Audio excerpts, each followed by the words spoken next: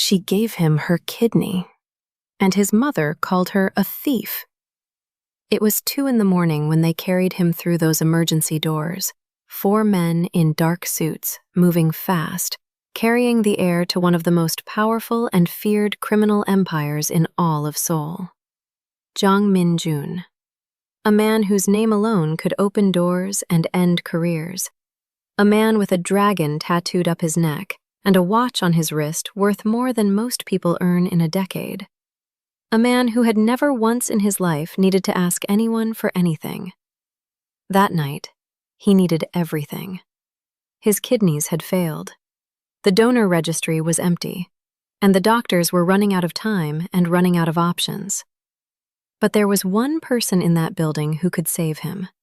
A black nurse, 29 years old, 18 hours into a double shift, sending money home to her mother every month, wearing a thin bracelet of beads that had belonged to her grandmother, the only thing she never took off.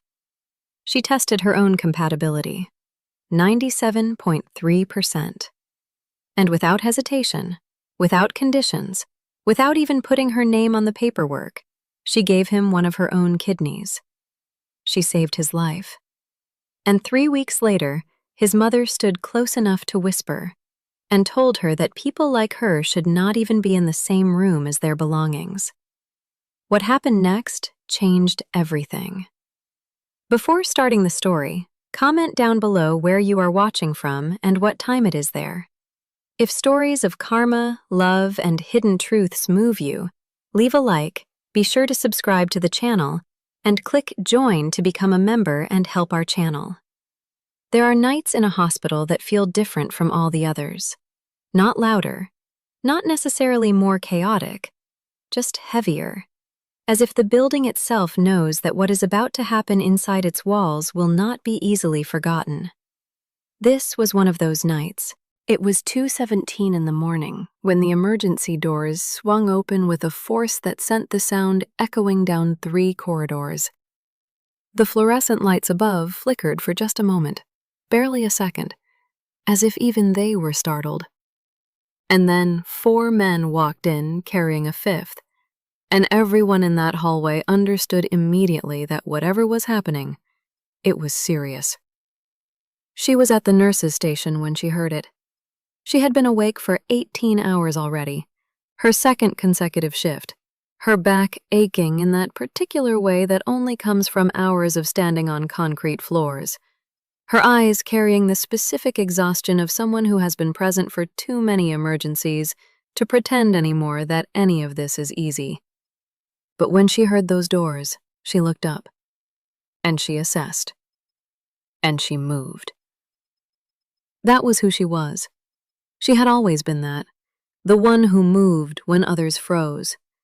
Not because she was fearless, because she had decided, long ago, that fear was a luxury she could not afford on behalf of her patients. She had made that decision quietly, the way she made most of her decisions, without announcing it to anyone, without needing recognition for it. She simply acted, and the world around her either caught up or it didn't. She crossed the corridor in 7 steps. She looked at the man being carried, and she saw in the first 3 seconds what would take the monitors another 4 minutes to confirm. She had seen it before. The particular pallor of a body that is losing the battle it has been quietly fighting for years. The lips not quite the right color. The breath too shallow and too fast. The stillness in the limbs that is not rest, but something closer to surrender. She told them to get the gurney. She told them in a voice that did not need to be loud to be obeyed. And even the 4 large men in dark suits, men who were clearly unaccustomed to taking instructions from anyone, let alone a woman who barely reached the shoulder of the shortest among them, even they moved. She had that effect on rooms. It was not something she cultivated. It was something that simply existed in the architecture of how she stood and the precision of how she spoke. A calmness that, in moments of crisis, reads as authority more convincingly than a title ever could. The next 8 minutes belonged entirely to her. The doctor on call arrived at minute 4. The monitors confirmed what she already knew by minute 6. The preliminary blood work at minute 9 told a story that nobody in that hallway wanted to hear, and she was the one who read it first, and the one who understood it completely, and the one who stood still for one long breath before she spoke. Acute renal failure. Both kidneys. Not a slow decline. A collapse. The kind of ending that does not negotiate. The donor registry was empty. Not partially depleted. Empty. A combination of the hour, the geography, and the specific biological requirements of what this man's body needed had created a window that, in practical terms, had no solution waiting inside it. She knew her own file the way nurses know their own files, precisely, without drama. She knew her blood type. She knew her panel. She knew the numbers. She stood in the corridor outside the room where a man she had never seen before in her life was running out of time. She looked down at the bracelet on her left wrist, small black and green beads that had belonged to her grandmother, given on an afternoon she still carried whole inside her memory. The life you save may not deserve to be saved. Save it anyway. She walked back to the door. She pushed it open. And she said 4 words to the doctor standing beside the monitors, watching the numbers fall. Test my compatibility now. The results came back in 40 minutes. 97.3%. The doctor looked at the number on the screen for a long time without speaking. Then he looked at her, then back at the screen, as if the repetition of the action might eventually produce a different answer, one that would relieve him of the weight of what he was now being asked to silently witness. She did not look at the screen. She already knew what it said. She had known, in the way that certain people know certain things before the confirmation arrives, with a quiet certainty that lives somewhere below the level of conscious thought. She had known from the moment she walked back through that door and asked for the test. Some part of her had already made the decision before the science caught up. She asked for 4 minutes alone. She went to the bathroom at the end of the corridor, the small one, staff only, with the flickering light that maintenance had been promising to fix for 3 weeks. She stood in front of the mirror. She looked at herself the way you look at yourself when you are about to do something that cannot be undone. Not searching for permission. Not looking for courage. Just looking. Acknowledging. Making sure that the person in the mirror and the person making the decision were the same person, and that neither of them had any illusions about what came next. She had 1 kidney to give. She would still have 1 left. She had done the math the way nurses do math. Clinically, honestly, without sentimentality. The risk to her was real but manageable. The alternative for him was not manageable at all. She thought about her mother in Lagos, who believed her daughter was safe in Seoul because the hospital looked expensive in the photographs she sent home. She thought about the money she transferred every month. Not enough, never quite enough, but consistent, because consistency was the only form of love that distance allowed. She thought about what it would mean to tell her mother, later, that she had done this. She thought about whether she would tell her at all. She looked at the bracelet. She turned off the bathroom light and walked back down the corridor. She told the doctor she would do it. He opened his mouth to speak, to say something about protocol, about waiting periods, about the need for counseling and evaluation. And she looked at him with the particular patience of someone who has already had the conversation he is trying to start, inside her own head, 40 minutes ago, and has already arrived at the other side of it. "Schedule the surgery," she said. "We don't have time for the version of this where you talk me out of it." He scheduled the surgery.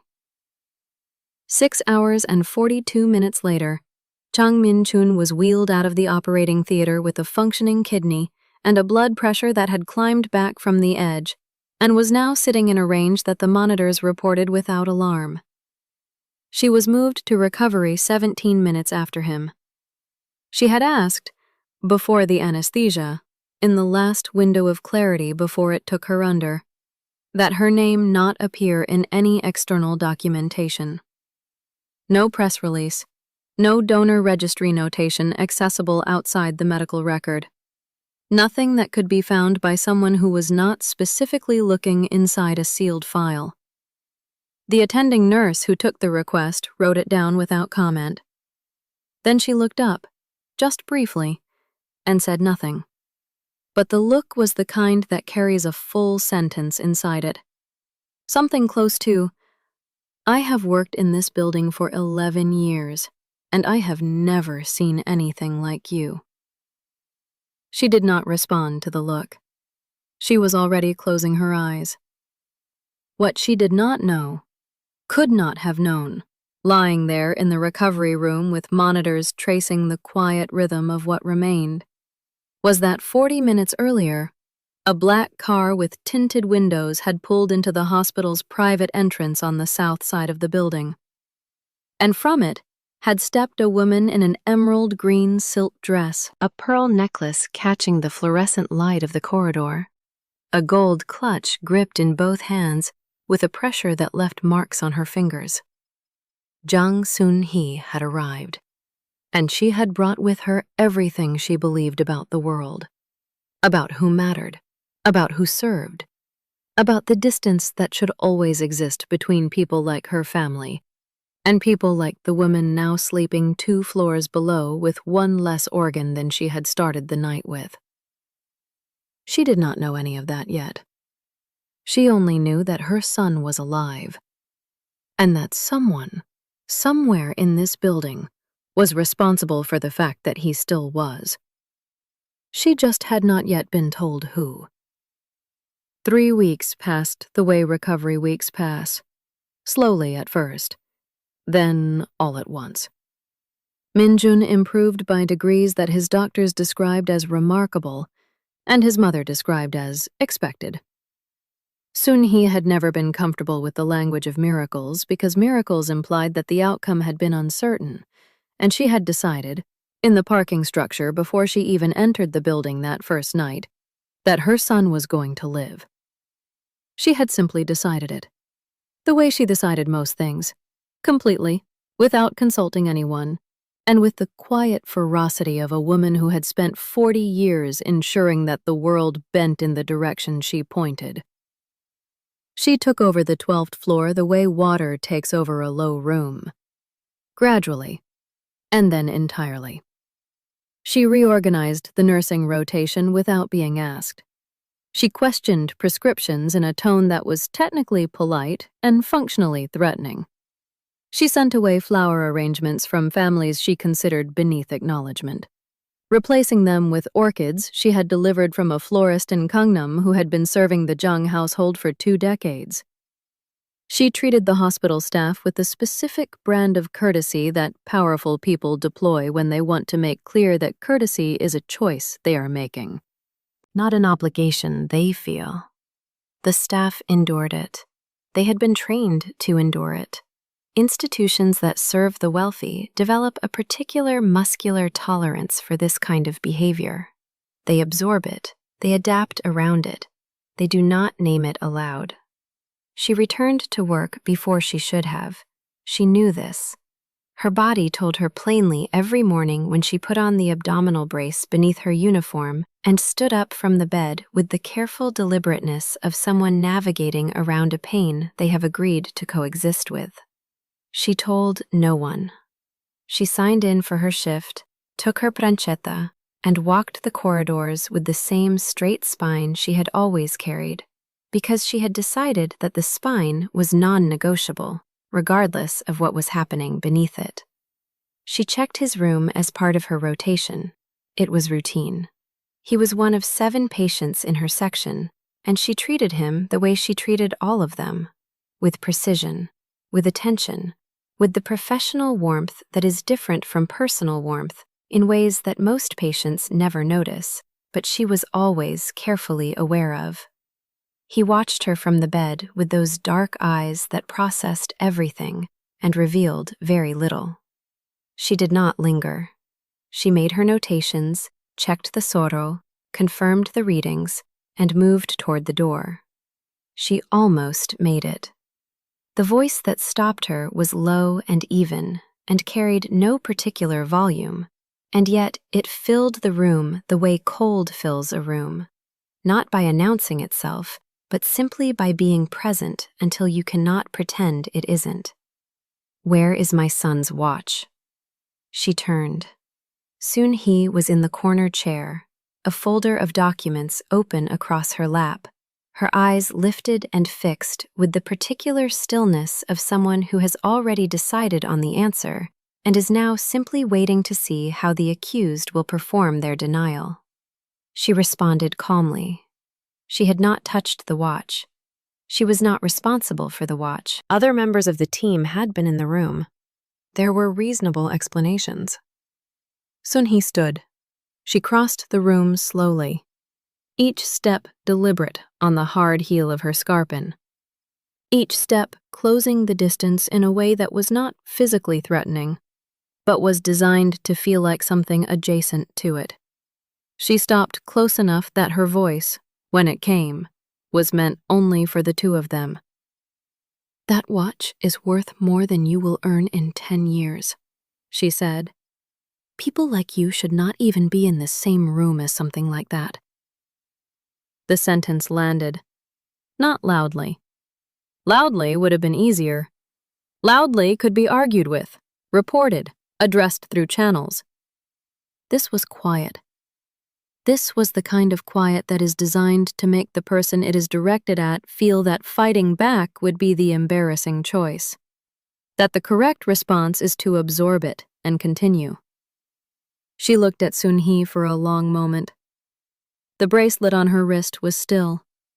Her eyes did not drop. Her spine did not move.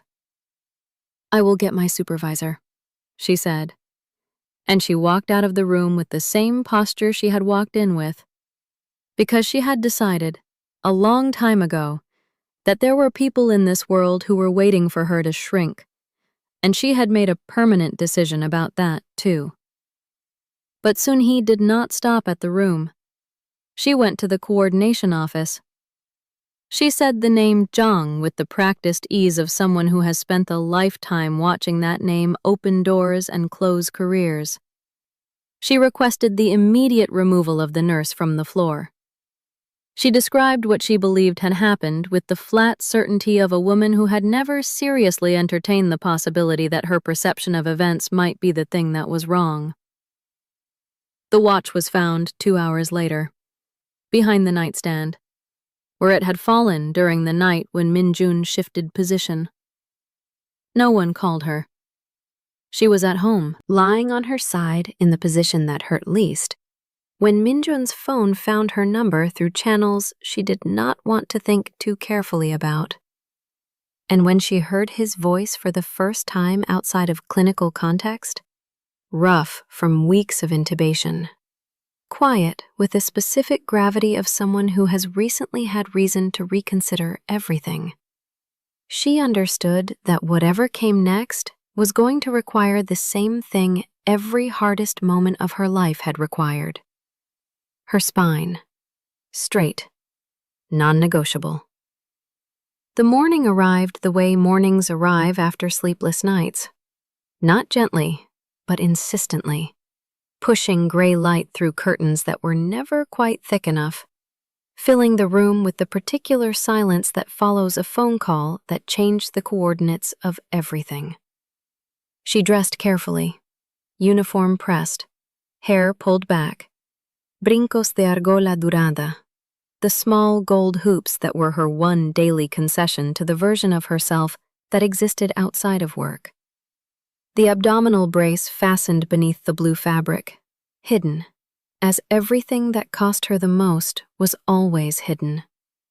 The pranchetta tucked under her arm, not because she needed it, but because carrying it felt like carrying something familiar into unfamiliar territory. And she had learned that small anchors matter on days when the ground is uncertain. She walked into room 1201 at exactly 10 in the morning. The room held its breath. Soon he was in the corner chair. The same posture. The pearl necklace sitting perfectly against her collarbone. The gold clutch on her lap with both hands resting on top of it. The pressure of those hands was the only visible sign that something inside her was not as composed as the surface suggested. Dr. Park stood near the window with the careful stillness of a man who understood that what was about to happen in this room was beyond the jurisdiction of medicine, and had chosen to be present as a witness rather than a participant. Minjin was sitting on the edge of the bed. It was the first time she had seen him upright. The white shirt open at the collar, the dragon tattoo rising from his clavicula in black detail that the hospital light rendered sharper than she expected. The silver ring on his right index finger catching the morning as he turned it slowly. Once. Twice. The way a person turns something over when they are deciding how to begin. He looked at her when she entered with an expression she had no existing category for. It was not gratitude, exactly. It was something heavier than that. Something that had been sitting with him long enough to change shape. He said her name. Not Enfermera Brooks. Just her name. The first syllable carrying a weight that told her he had been practicing how to say it correctly. He turned to his mother. And then he spoke. He did not raise his voice. He did not need to. He laid the facts in the room the way you lay something irreversible on a table. Carefully, without drama, because the thing itself contains all the drama that is necessary.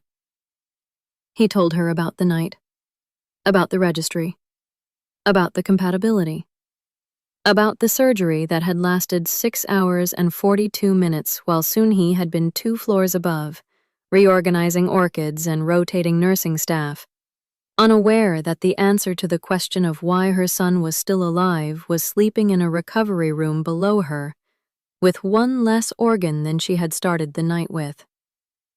He told her it had been done without conditions, without documentation, without a name attached to anything that could be found. The room was very quiet when he finished.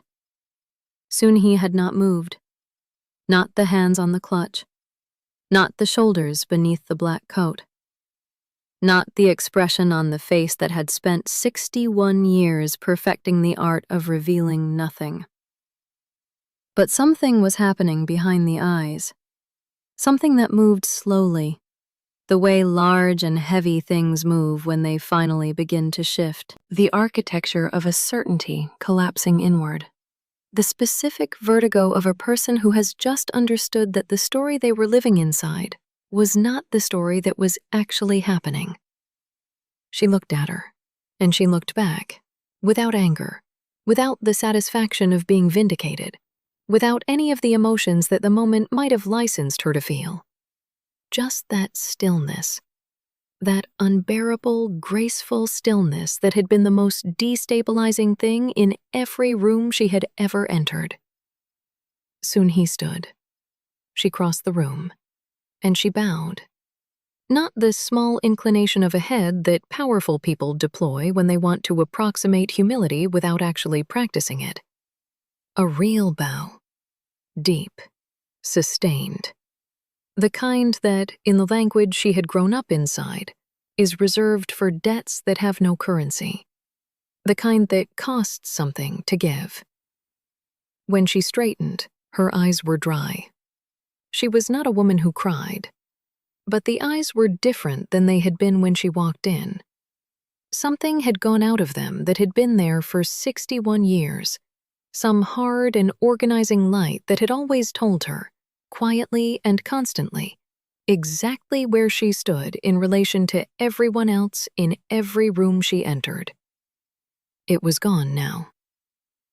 "I was wrong," she said. 3 words, delivered in the same low, even voice she used for everything. Because even here, even now, the voice did not change. But the words were real. They were perhaps the most expensive thing she had ever said. She looked at her for a long moment. "Take care of your son, Senora Zhang," she said. And that was all. Because she had not done what she did in order to stand in this room and receive an apology. She had not done it for the bow, or for the reversal of the suspension, or for the transfer that arrived in her account 9 days later, with a message attached that she read 3 times before she believed it was real. She had done it because it was 2 in the morning, and a man was running out of time, and she was the only compatible answer in the building, and her grandmother's voice had been in her ear, and the decision had been, in the end, very simple. She had done it because she was a nurse, because the life you save may not deserve to be saved, because you save it anyway. She accepted the transfer. She attached one condition: the matching amount to go to the hospital's organ donation fund, listed not under the Zhang name, not under a corporate foundation, not under any of the structures that powerful families use to transform obligation into legacy. Listed under her name. Not because she wanted to be famous, but because she had decided, finally, on that particular Tuesday morning, standing in a room full of people who had underestimated her, that she was done being anonymous, that the world could know who she was, that she had been here, that she had not looked away. If you have been ignoring signs, living in confusion, and calling emotional pain patience, this may be the moment to stop. You do not have to keep repeating this pattern. I created a guided 30-day reset to help women recognize what they used to overlook, rebuild emotional clarity, and stop accepting less than they deserve. Today, the price is $9.90 instead of $67. And more than 50 women have already joined and started seeing their lives with more honesty and more peace. You can access it now through the QR code on the screen, the link in the description, or the pinned comment. If this story moved you, stop for a moment and reflect. Have you ever given something deeply personal, your time, your loyalty, your sacrifice, to someone who never saw your value until it was almost too late? Have you ever been judged, dismissed, or accused, not because of anything you did, but simply because of who you are and where you come from? And when the truth finally came to light, was the apology enough to heal what the silence had already cost you? Tell us your experiences and feelings in the comments. We read them all. And if you believe in stories about dignity, justice, and the quiet courage of those who give without asking for recognition, leave a like, be sure to subscribe to the channel, and click join to become a part of our community and help the channel.